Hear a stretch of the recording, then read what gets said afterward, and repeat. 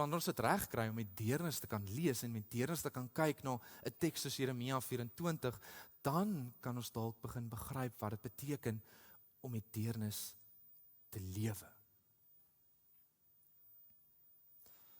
Sien wat ek dink aan die einde van Augustus, sorgmaand, kan ons uit die woorde van Jeremia leer dat lewe nie altyd so eenvoudig is soos wat ons dink nie. Dat die hawelose persoon wat aan die ander kant van my venster staan, 'n storie het met baie meer lae as wat ek en jy weet. Dat die immigrant nie willekeurig gevlug het na ons land toe nie, maar hulle was forceer om te vlug. Dat die dwelmverslaafde niks anders het om aan vas te hou nie, want hulle hele wêreld het in 'n oomblik verdwyn, in 'n oomblik uitmekaar uit geval.